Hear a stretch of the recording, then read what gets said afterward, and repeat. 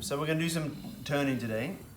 So I like to use a method there's quite a simple method, just using a wet chamois which sticks your pot to the wheel laterally.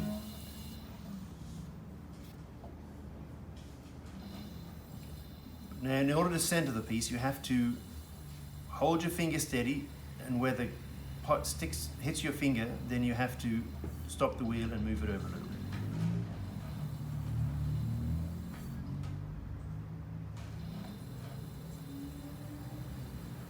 Now this pot is a good example because it's not perfectly even. So we can focus on the fact that what we're actually centering is the part of the pot we're turning. So that's the foot here. So the fact that it's a little bit off here doesn't actually matter. We're just going to center the foot that we're actually turning.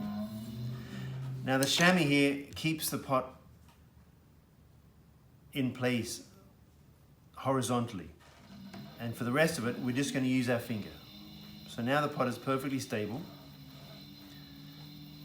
I'll hold it down there with my left forefinger.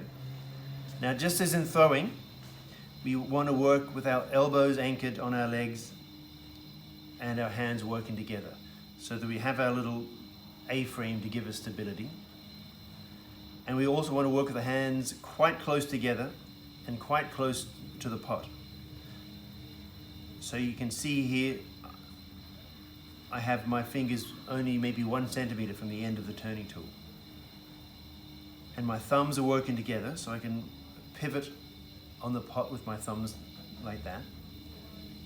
I'm going to start at the top corner and trim down past all the finger marks.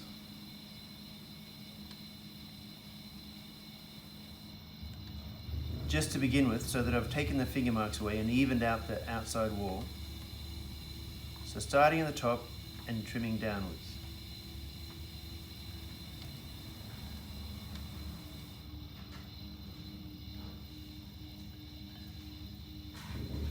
We do all our rough shaping with this quite small rounded turning tool, because it's quite sharp and cuts through.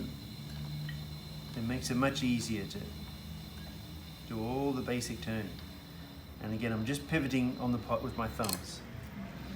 Once we have our basic shape, we can use this larger, flatter, smoother turning tool to go back and smooth down the outside surface. And you just want to go over it 2 or 3 times,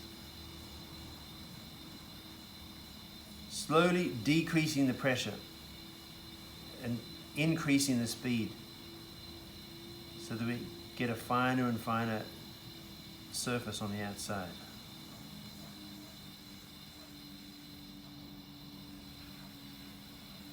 We can go all the way down to the edge, just to give a nice smooth surface.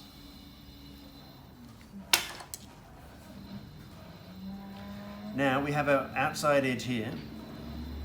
I'll very slightly bevel that surface so that it is much less likely to chip. Now we're going to do the inside. I still have my left forefinger here, and I'm going to replace the tool underneath that forefinger, and I'm going to very carefully, with the tool, head back out towards the outside edge of the pot. So it's just the outside corner of this tool that's doing the cutting work.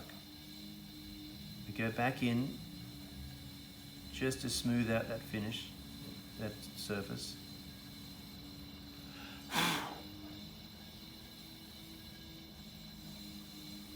You can polish off the rest of the surfaces with your fingertip. And that's it.